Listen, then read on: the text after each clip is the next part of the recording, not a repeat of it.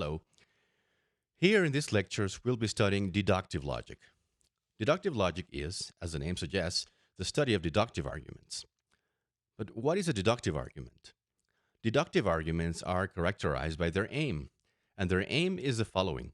Their aim is to be of such a form that if their premises are true, then the conclusion has to be true as well. If an argument achieves this, then we call it a valid deductive argument. Another way of saying this is that deductive arguments aim at validity.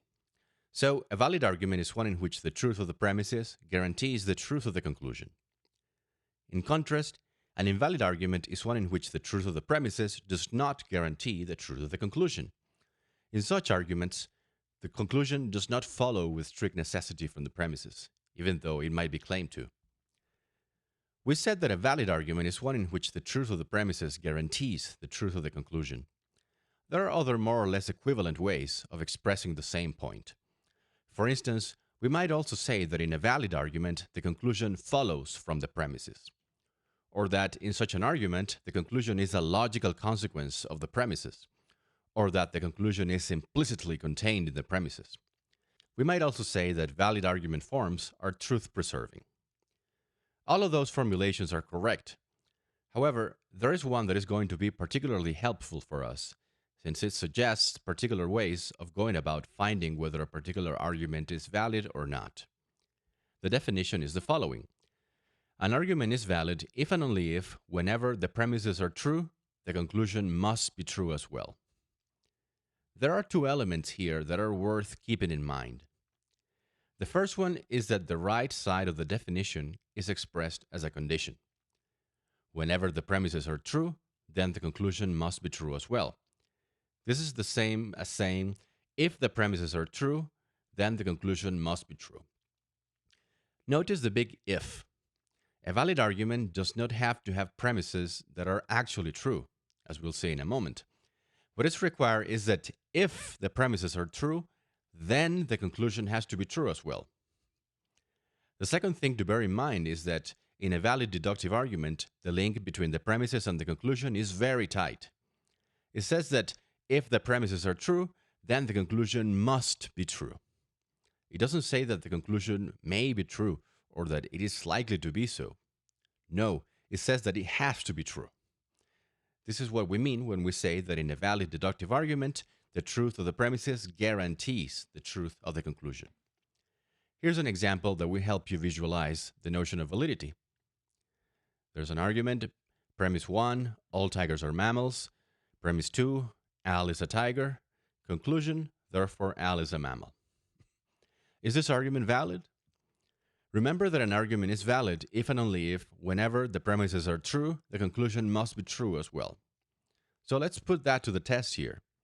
We'll represent the truth or falsity of each of the statements by means of Venn diagrams. Later in this class, we'll study methods for testing validity that are more formal and rigorous, but for now this will be enough. What we're going to do is that we're going to assume that the premises are true, and then we're going to ask ourselves, does the conclusion have to be true as well, or could it be false? Let's start with the first premise. All tigers are mammals. This means that the collection of tigers is entirely contained within the collection of mammals. So no tiger is a non-mammal. For convenience sake, I'm going to represent the truth of this statement in this way. The smaller circle, which represents the set of tigers, is entirely contained within the circle of mammals. Okay, we made premise 1 true. Now let's make premise 2 true. It says that Al is a tiger. We can simply represent this by putting Al inside the circle of tigers. So now both our premises are true. Given this, could the conclusion be false? No, because if you are located in the smaller circle, you're automatically located in the broader circle. So if we grant that all tigers are mammal and that Al is a tiger, we have no choice but to accept that Al is a mammal. To deny that would get us into a contradiction. So if the premises are true, the conclusion has to be true as well. This means that this argument is valid. Now consider this argument. Premise 1, all tigers are mammals. Premise 2, Al is a mammal. Conclusion, Al is a tiger. Let's see whether this argument is valid. Premise 1 is the same as in the argument above. so there are no changes. The set of tigers is contained within the set of mammals. Now let's make P2 true. In this case, what we are being told is that Al is a mammal. So we can make it true by placing Al anywhere inside the big circle. This means that we could place him inside the small circle or outside the small circle. Suppose we do the second. Now, both premises are true in this diagram. However, the conclusion is false. This means that it's possible for the premises to be true and the conclusion to be false at the same time. Hence, the truth of the premises fails to guarantee the truth of the conclusion. The argument is invalid. And you can check that this makes sense. You can imagine that this diagram represents a possible scenario in which Al is a horse, say.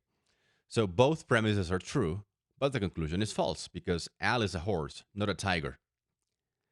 It's important to keep in mind that this doesn't have to be an actual scenario. It's enough that it be a possible one. So the mere fact that it is possible shows that the truth of the premises is not always followed by the truth of the conclusion. Notice that the notions of validity and invalidity really don't have anything to do with tigers or mammals or any kind of actually existing object. They are what we call formal notions.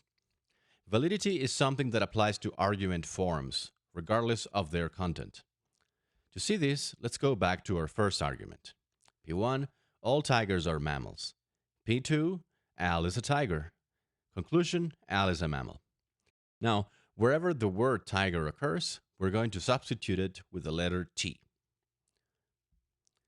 Next, we'll substitute mammals with the letter M. Last, let's substitute the name Al with a lowercase a. So we have all T are M, A is a T, therefore A is M. Now what we have is an argument form, a general pattern that could be followed by specific arguments with widely different subject matters. We can take the letters T, M, and A to be variables, empty placeholders where you could put any predicate you want, so as to get a valid argument. In fact, any argument that exemplifies this form will be a valid argument. For instance, suppose that we fill the place of the T's with the predicate senator, that we uniformly substitute M with politicians, and that we replace A with Beth. Then we end up with this valid argument. All senators are politicians, Beth is a senator, therefore Beth is a politician. Or suppose we substitute T with this predicate, and M with this other predicate, and A with this name. What do these terms mean? I don't know. Who is crew? I don't know either, and it doesn't matter. What's important is that when you substitute them in our argument form above, we end up with a valid argument. So, what makes an argument valid, then, is not what it is about. It is rather the form or pattern it instantiates. A related point is the following. An argument can be valid even if its premises are not actually true. So, for example, the following argument is valid even though one of its premises is false. Premise 1, all Catholics live in Canada. 2, the Pope is a Catholic. Conclusion, the Pope lives in Canada. You can check that the argument is valid. In every possible situation in which the premises are true, the conclusion has to be true. It just so happens that in the actual world, the second premise is false, and so is the conclusion. As we said, then, validity is a formal property. That is, it has to do with the argument's form, not with the truth or falsity of its premises. However, even though the last argument is valid, it still leaves something to be desired. It is defective in that it has a false premise, which ends up leading to a false conclusion. So the argument could be improved upon by eliminating its false premise and substituting it with a true one. If we do that, then we'll have a sound argument. For example, all Catholics are human, the Pope is a Catholic, therefore the Pope is human. So a sound argument is an argument that is valid and, on top of that, has true premises. So argument A is valid but not sound, but argument B is both valid and sound. Question: could you have an argument that is sound but not valid? Think about it for a second. The answer is no, you can't. Every sound argument is also valid because validity is included in the definition of soundness. A sound argument is a valid argument which also has true premises. So sound arguments are a subgroup within valid arguments.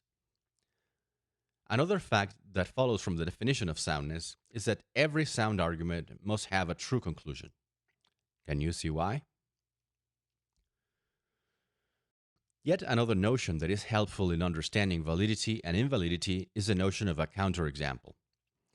Remember that in a valid argument, if the premises are true, the conclusion must also be true. This means that when an argument is valid, the following situation is impossible. The premises are true, the conclusion is false. So if, when considering an argument, you come across a possible situation in which the premises are true and the conclusions are false, that is a sure indication that the argument is invalid. This sort of situation is what we call a counterexample to the validity of the argument in question.